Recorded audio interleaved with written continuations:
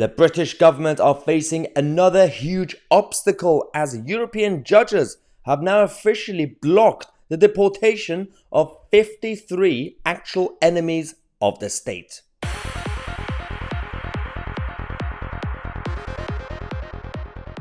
Okay, welcome back to the show, everybody. Let's talk about ECHR. We talk about them on a regular basis. The European Court of Human Rights and the European judges on a regular basis, they create obstacles selectively, interestingly enough, for certain members. The United Kingdom, for example. We've already talked about how other nations, including France and Germany and Denmark, while being a member of the Convention on Human Rights, they are able to deport, for example, Albanian illegal migrants easily, but we can't. But when it comes to actual enemies, those who have terrorized us and caused actual massive incidents throughout the last few years, and we're talking about anything from the 90s onwards and before that as well, the ones who are in prison, 53 of them right now, 53 actual radicals who we've been trying to get rid of because while they're still here, they obviously they're burden on taxpayers as well.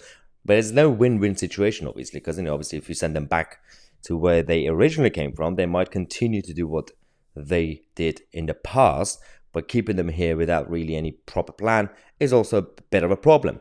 So our British government decided to try to deport them.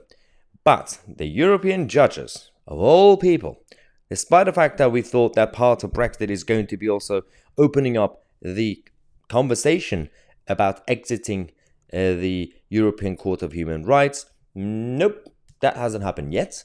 Obviously, it wasn't directly linked to the European Union as an institution, but we thought at least it's going to open up the conversation. Even Theresa May wanted to leave it, and she was a Remainer.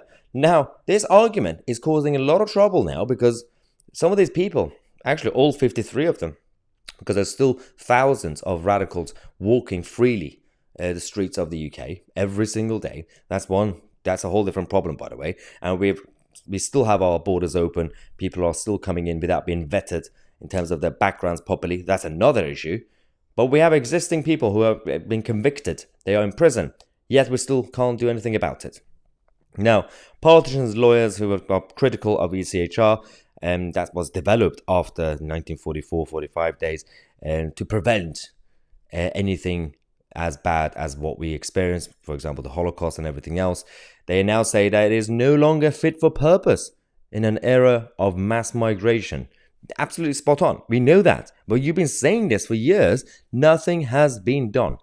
Now, when it comes to ECHR, there are three sections that are most commonly used by these idiots to stop them from being deported. Article 3, which prohibits the inhumane treatment, saying, oh, well, if you send me back to wherever, I won't be treated in a human way. Well, I think you have lost your right at this point, but okay.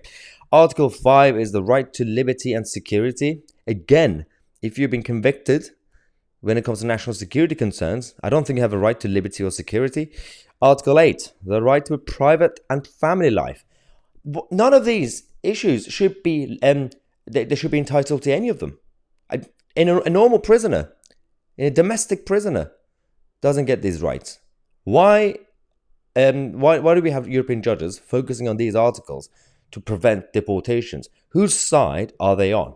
Because whatever we say about the different ideologies that we have compared to the European Union or the European judges of ECHR, you would think that on paper, even though they are globalists, you would think that they are still working for the interests of the continent of Europe, for the Western democracies.